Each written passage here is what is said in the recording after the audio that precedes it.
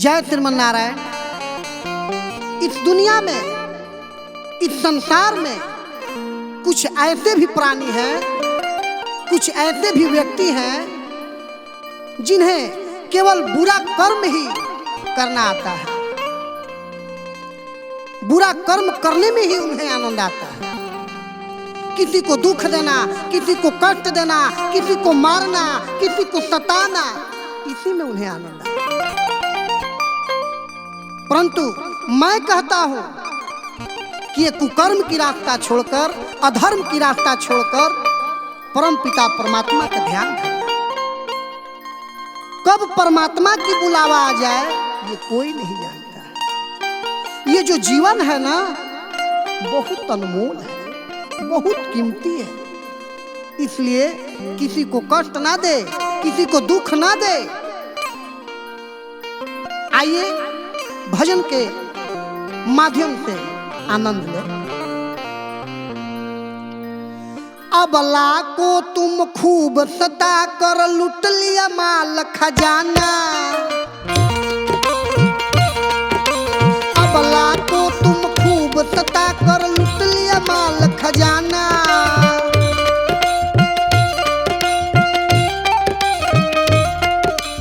अबला को तुम खूब सता कर लूट लिया माल खजाना।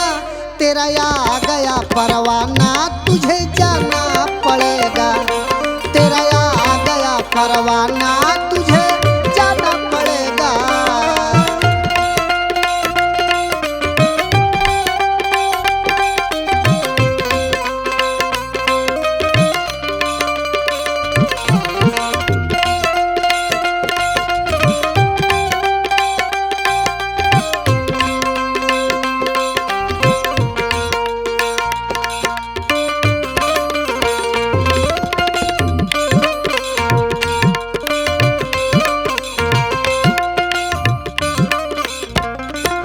साधक कहते हैं, थोड़ा गौर फरमाइएगा।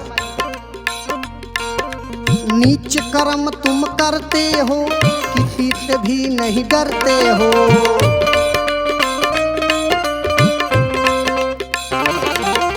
लाख तुझे समझाने पर देख देख केवल जरते हो।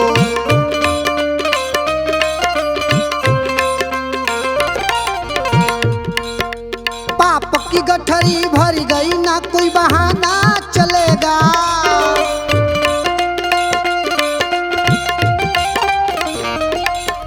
पाप की गठरी भर गई ना, कोई बहाना चलेगा। तेरा आ गया परवाना, तुझे जाना पड़ेगा। तेरा आ गया परवाना, तुझे जाना पड़ेगा।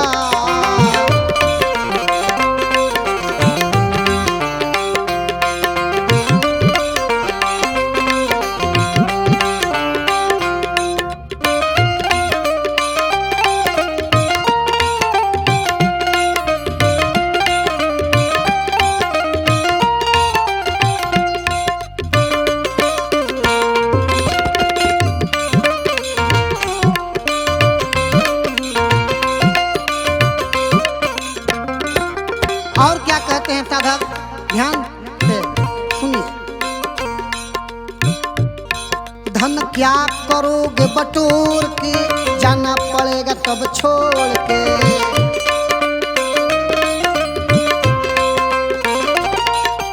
अच्छा तुझे समझाने पर देखते हो आंख गरोड़ के।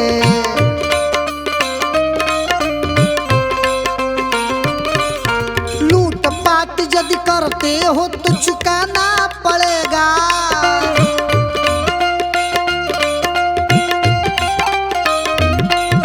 लूट पाट यदि करते हो तो चुकाना पड़ेगा। तेरा आ गया परवाना, तुझे जाना पड़ेगा। तेरा आ गया परवाना, ऊपर जाना पड़ेगा।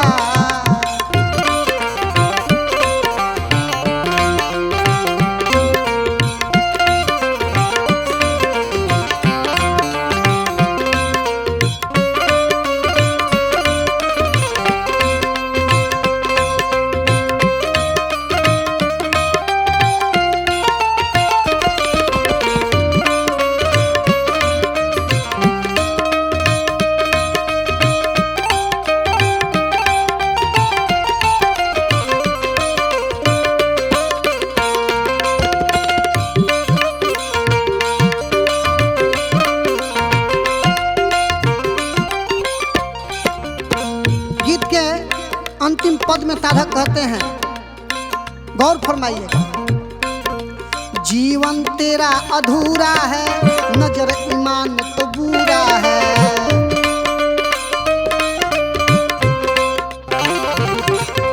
क्यों राम कथा नहीं सुनते हो, इसलिए तन तेरा कूड़ा है।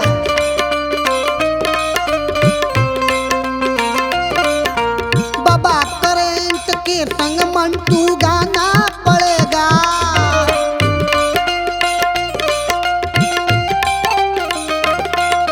बाबा करेंट के संग मंटू गाना पड़ेगा। तेरा आ गया परवाना, तुझे जाना पड़ेगा। तेरा आ गया परवाना, ऊपर जाना पड़ेगा।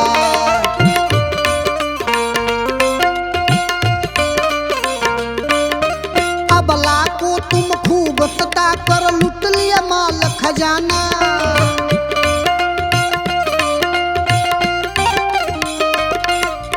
अबला को तुम खूब सता कर लूट लिया माल खजाना। तेरा आ गया परवाना, तुझे जाना पड़ेगा। तेरा आ गया परवाना, तुझे जाना पड़ेगा। तेरा आ गया परवाना, ऊपर जाना पड़ेगा। तेरा आ गया परवाना, ऊपर जाना पड़ेगा। तेरा आ गया परवाना, ऊपर जाना पड़ेगा।